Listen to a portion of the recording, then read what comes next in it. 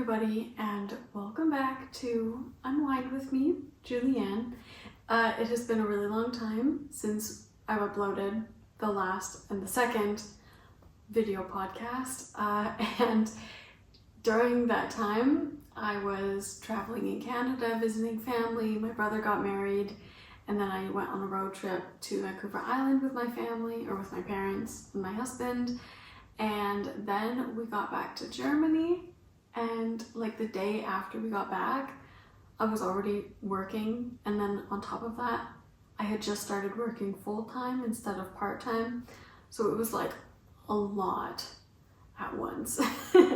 and then just like working on so many little house projects like every weekend. So now I actually have a free weekend to film this podcast, which is great, and I'm really excited to share with you guys everything.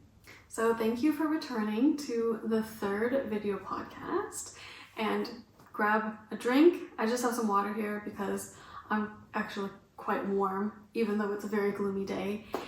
Get your knitting and let's have some fun. So first off, let's start with what I'm wearing. This is the Eurus. Let me know if I'm pronouncing it wrong. Eurus. Anyways, it's a cabled slipover design by AEGYOKNIT, and I made this one in dropped alpaca. I mixed two strands, so one was just like the white and one the lightest gray color, so it's kind of like a marled, really light gray, and it's really nice. Because it's alpaca, it's very flowy, and I think this is a pattern I would make again with a sturdier wool yarn, like what the pattern suggests, just to have a more structured knit. But I do really like this because it's a really fun pattern to make, and the core is warm, but my arms are free.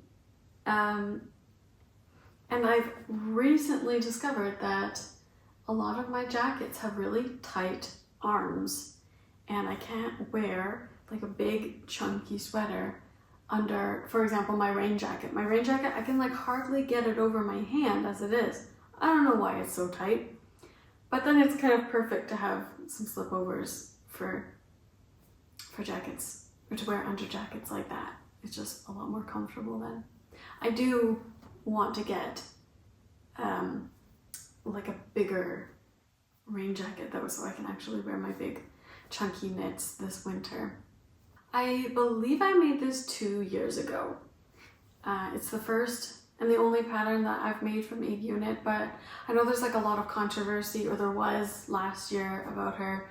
I think she has really gorgeous patterns, and I would like to make more patterns from her. She has one, and it's like a really chunky cardigan. I can't remember, I'll have to put up a picture. That one I would love to make because I just think it looks gorgeous.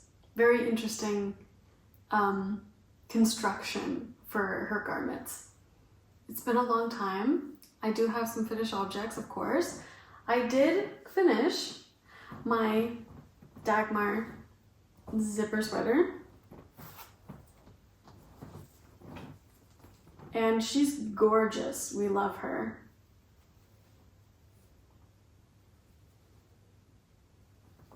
I tried to finish it on the plain. I was not successful. I think I got halfway done the sleeve, halfway done the last sleeve, but really because of my jet lag, whenever I travel back to my parents in Canada, I wake up at like 3 in the morning, and then I have like at least 3 hours to myself or so before my dad wakes up, and we usually just hang out in the mornings whenever I come. But I always have a bit of time to like do some quiet knitting in the very early morning, so I was able to finish this sweater pretty quickly, which was great because it was my goal to have this as kind of my main sweater on our road trip to Vancouver Island, and I got so much use out of it. We were camping, well, my parents were staying in this trailer, like a stock trailer that my dad renovated It's kind of like a camper van style, how he built it inside. And then me and my husband were just tenting it for 2 weeks straight. And I was so happy to have such a thick, warm sweater. So let's first talk about the yarn. I used a strand of Lettlopi in the light gray color and also a strand of Drops Alpaca in the light gray color. For the color numbers, I'll leave that down in the description if you're interested. I don't have all those in my head right now, but it's the light gray for both. I did notice like here it could get like a little bit scratchy on my chin, but then it's nice because you can open it up. Like I don't really like turtlenecks. I think they irritate my chin, like under my chin too much. But this is nice because then it can kind of be open, like right at the perfect spot where you're the most sensitive. So then it was fine with like the really hardy wool combo. And then for the pattern, I followed it exactly to pattern. I didn't do any modifications. Also like here on the back, the cables don't perfectly line up, but I'm okay with that. That doesn't bother me at all.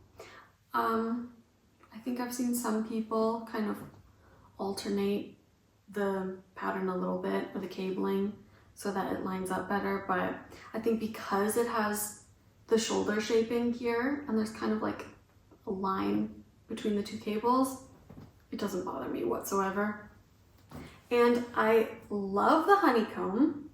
I love these big cables, and I like that there aren't the like 2x2 or 3x3 cables, because with those cables I always feel like one side always looks better than the other. Like they don't look symmetrical.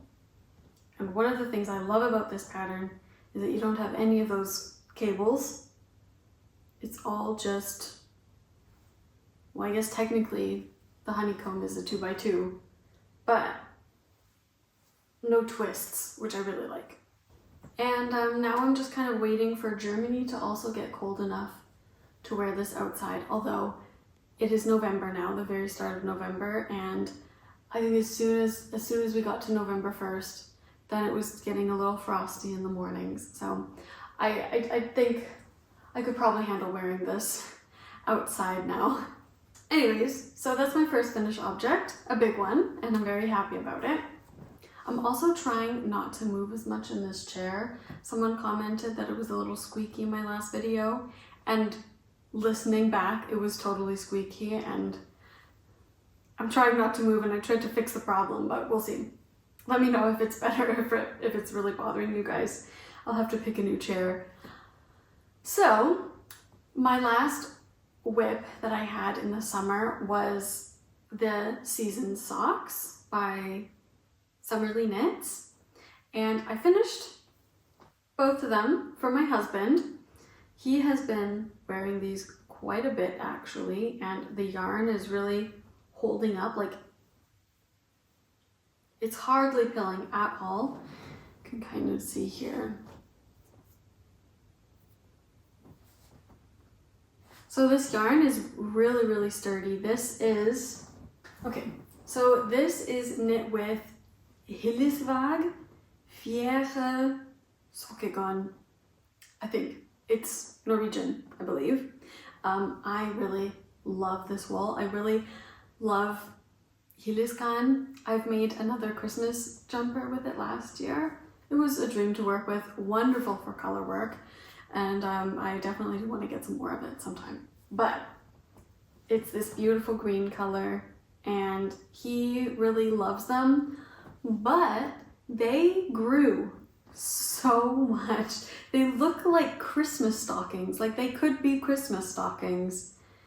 And he has worn them outside, like in shoes, a couple times, but mostly he just wears them as like slippers in the house. And like here are the legs have grown so much. The first time, like before blocking them, we could hardly get it over his ankle, and now they're just massive.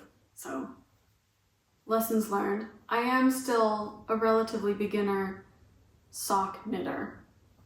So this with such a pattern on it, like a texture pattern, yeah. I guess now I know what to expect when knitting textures. So this is the second time I have made the season socks. The first time I actually used like a superwash sock wool, and they also stretched out quite a bit. And I thought this wool was more hardy, so it wouldn't, but it did. Anyways, but I do like the pattern because it makes a really warm, thick sock. So, would make again.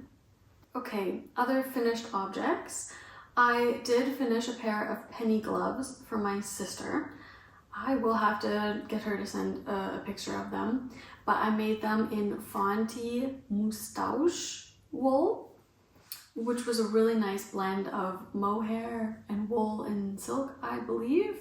And they're just like a really beautiful blue color. I do have some of the wool left over, and I'm gonna make myself some eventually. I think I probably have enough even to make 3 pairs, because I made hers pretty small. Like, I asked her how long she wanted them. No, I didn't. I asked my mom how long she would think my sister would want them. And we agreed that like a little bit shorter around the wrist. Like if it goes too long on the arm, then it's just kind of difficult to wear with big jackets in the winter. So just kind of short wrist to over the first knuckle. And my sister has very petite hands, so it took hardly any wool at all. And I think I want to make an army of penny gloves because they use so little yarn. I think they're perfect for stash busting. I might try and make a whole bunch more this year and like give them out to people to use up some of my stash. All right, so that is it for my knitted finished objects. I believe it's been so long. I'm pretty sure that's it. Now for whips. Let's start with what you already knew was coming. I just cast on this morning the Herding Cows socks from Stone Knits, and I just started the cuff, but I'm really happy about this yarn. It's beautiful. If you can see here, this is the color of a grassy meadow, and it's perfect for these socks. Here's the ball I just wound it up. So this was dyed by a sort of local German dyer and spinner because they also have their own wool. She's called Waldwolle, which is forest wool, and she's from Sindelfingen. Really nice. I actually did a spinning class with her 2 summers ago, I believe. It was really nice.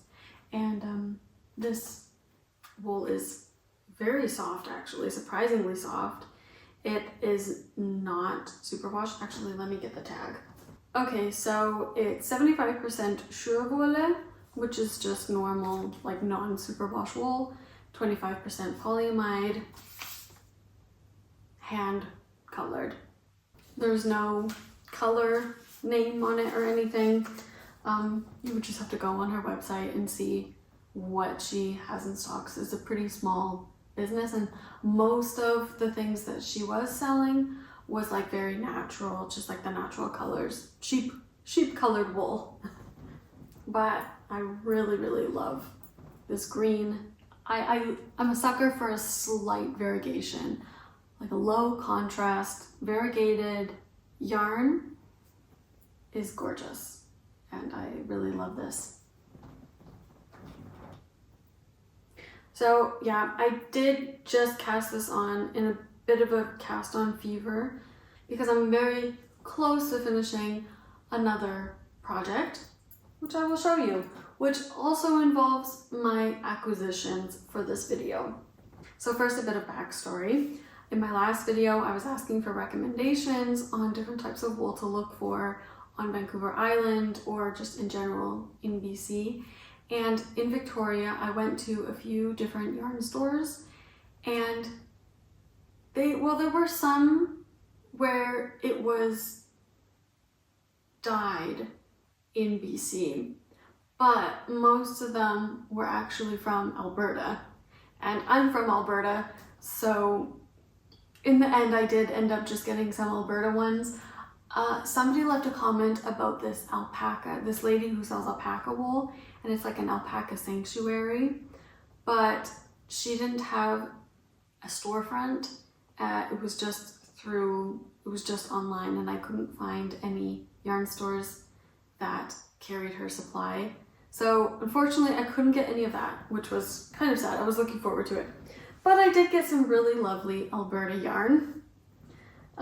First off, I only have a little bit left of this one. I'll show you just the yarn first.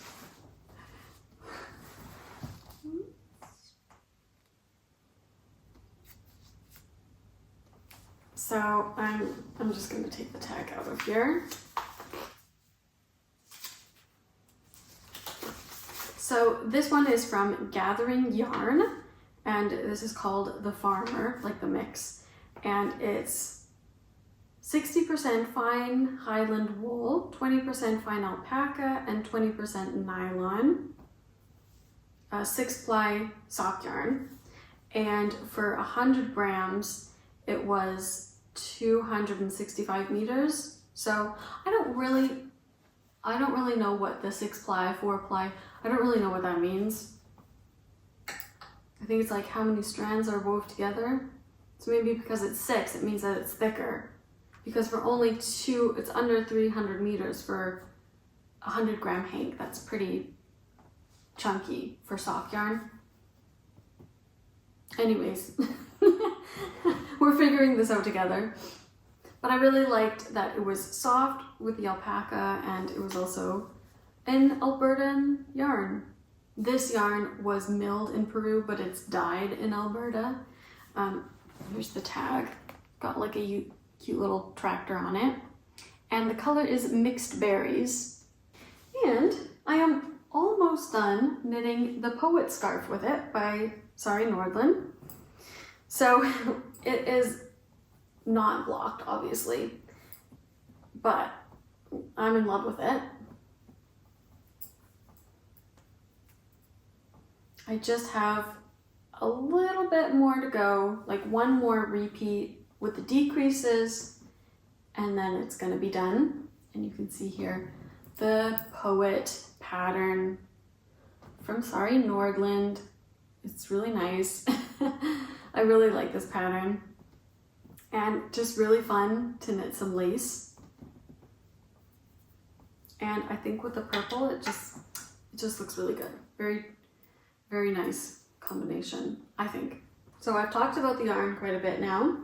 The pattern, I didn't knit it to pattern. I did like the increases so far, and then I knit a little bit just without any increases or decreases because I wanted to add some length, and I was measuring how much yarn I had left because I wanted to kind of turn around at the halfway point of my yarn to use up as much as possible. And I'm pretty confident that I will have enough to get through because now I'm just on decreases. There's not very many stitches left on my needle. I'm pretty confident that this will be enough to finish it. And I've been really going hard on this pattern, wanting to get it done because biking to work is getting really cold, and I just wanted to have a really cute, non-typical athletic wear, something to wear around my neck. Like I have like a neck toque, or what do you call them? I do have a buff that I was wearing, but I kind of like to fold that because it's really thin and cover my ears with it under my helmet. And then this I specifically made long enough so that I could wrap it once around and then have it tied in the front to be more secure and optimal warmth.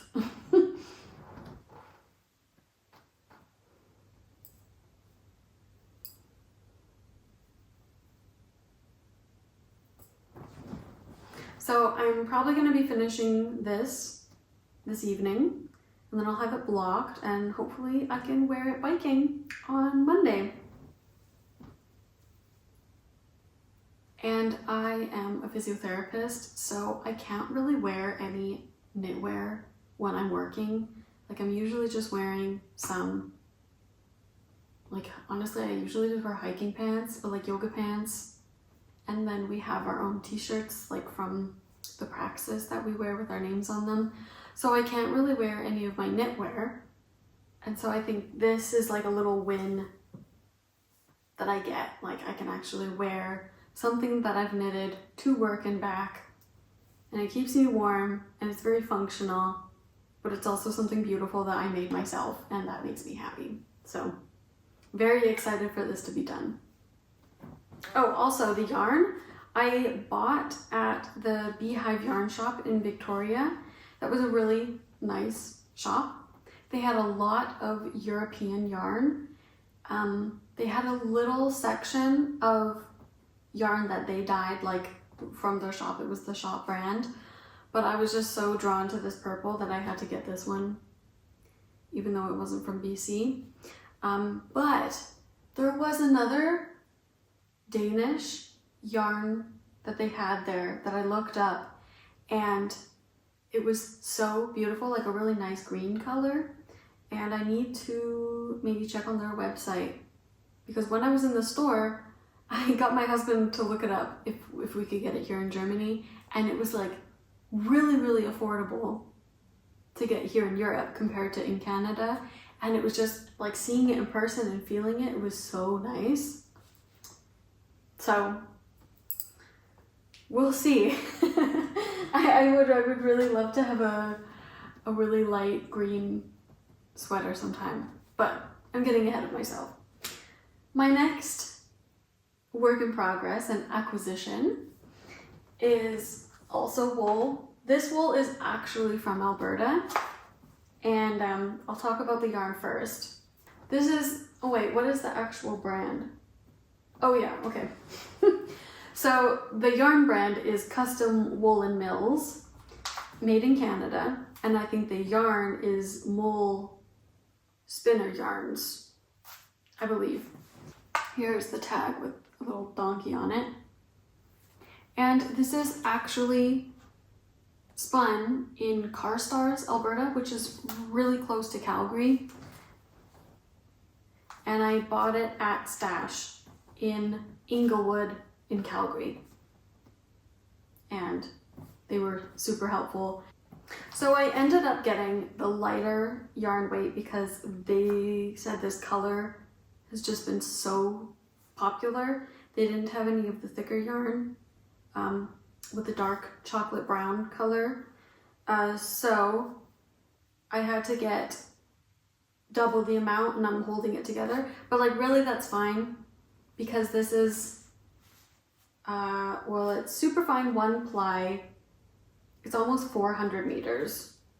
So I only needed 6 skeins, even though I'm knitting like a pretty big pullover, and I'm holding it double.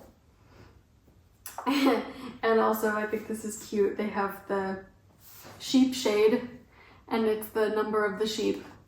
So this came from sheep 14, apparently. Or no, this came from sheep number 5. So I'm very, very excited for my dark chocolate sweater, which is going to be the Lakes Pullover V-neck by Ozetta. And I actually did a gauge swatch. I have never done a properly wet blocked gauge swatch, but this time I did. And here's what it looks like. And this is also as far as I've gotten on the pattern, because this is the first saddle shoulder. And I think the only reason why I did a wet gauge swatch is because it had a saddle shoulder, and I had gotten to this point, and I'm like, well, I may as well block it and see what it turns out. it turned out to be perfect on gauge, which I'm really happy about, because I also downsized my needles. On Ravelry, I saw a lot of people were using 5mm needles, but the pattern calls for 5.5. But maybe it's 5.5 because she holds a mohair with it, and I'm not holding any mohair with it. It's just 2 strands of this. So yeah, I cast this on as a size large because I thought it would be off gauge, and to counteract that, I would make one size bigger. But because it is on gauge, I think this ends up being like 2 stitches more than the medium. So I think for the other shoulder, I'm probably also going to cast this on as the large. Everything else though, I'm going to make as if it was a medium. And then maybe for like the armhole, I'll just have to, at the very start, have like 1 more stitch or something. I don't know. Or when I'm like picking up for like the front and back of the shoulders, I could just make sure that there's like the correct number of stitches in the middle, and then there would be kind of just 1 row in the crease, which also isn't that big of a deal because I couldn't have been bothered to redo this for such a small thing. But I'm really, really excited for this sweater. I don't have any more V-neck pullovers, and I think they look very classy. Like, I think this is gonna be like a classy sweater for me. Yeah, not much to say. I mean, I haven't gotten very far.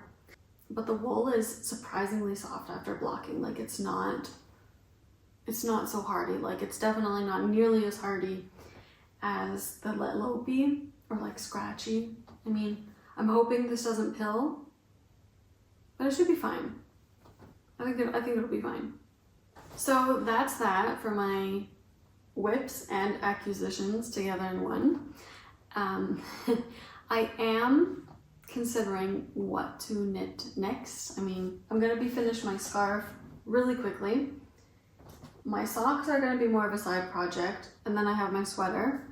But I'm trying to look forwards and plan a little bit for Christmas knitting.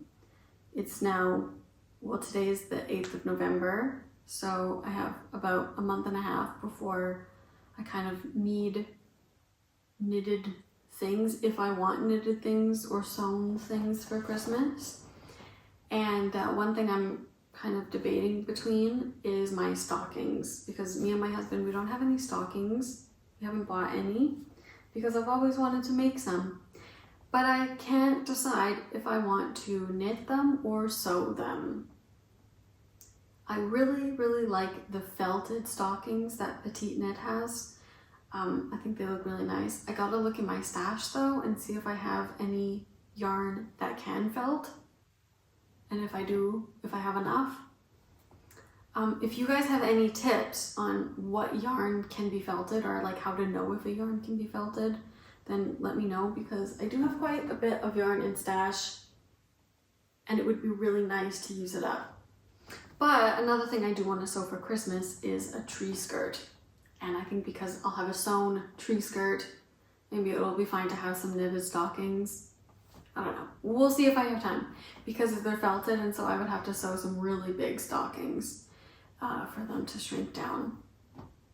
So we'll see.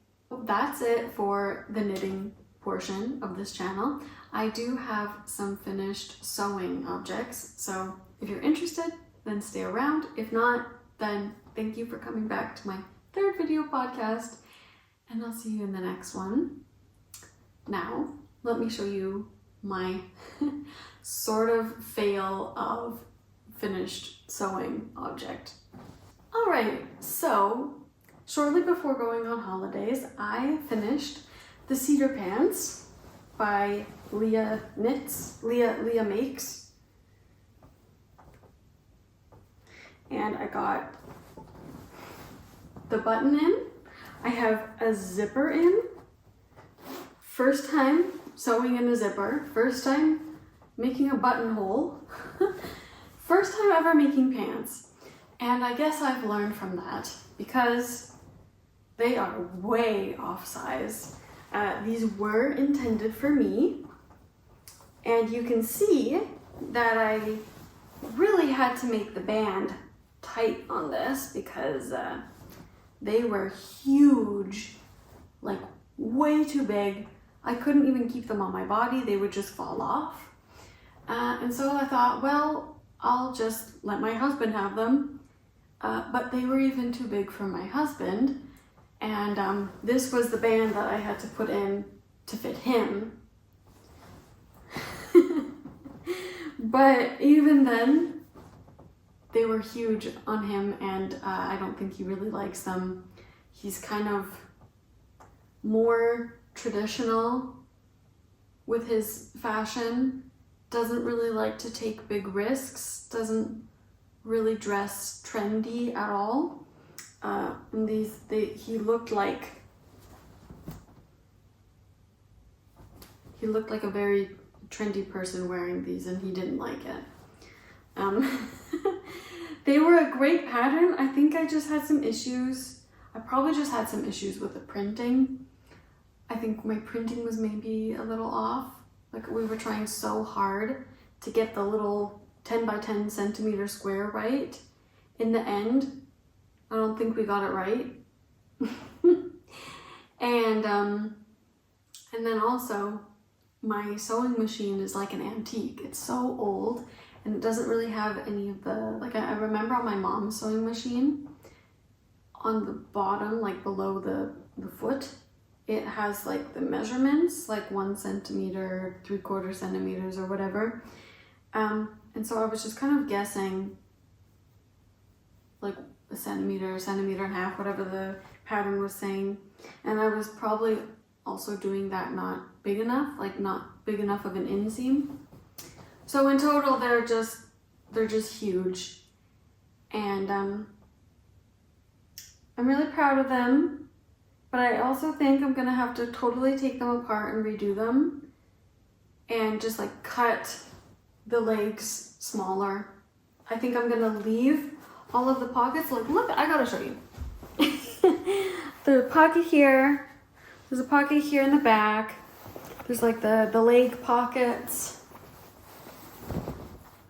So many pockets. I like sewed in this really cute tag. Got like a carabiner hook here. Got more pockets. Ooh, one of the hammer hook things. And they're double layered on the knees, which I really love. But they're just way too big and I can't wear them. So sometime I will get, I think I need a new seam ripper also. Like, I can't find mine. So sometime when I get a seam ripper, then I'm gonna totally take apart like I've got to take apart the waistband, of course. I really don't want to take apart the zipper, but I might have to. And then most of all, like the outward and inner seam, I think I'll leave all of the pockets on and everything and just like cut around them, because I think those are all the same size. Like there was no size differences for those. It was all the same. So a little sad, but it was a really good learning experience. We gotta stay positive about it. And my husband did take them to Canada. He did wear them a few times for my sake, to make me feel a little better about myself, but but I knew he didn't like them. So we'll work on it. Someday I will show them again, and I will be wearing the pants and they will be fitting correctly.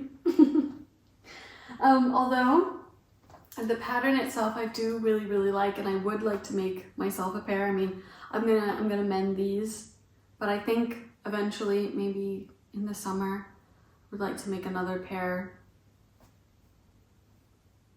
in a different color. We'll see, because I do really enjoy the pants. I like the idea of the pants, but I haven't been able to fit myself into them to actually know if I like them. So first I gotta fix these to decide if I'm gonna make myself more.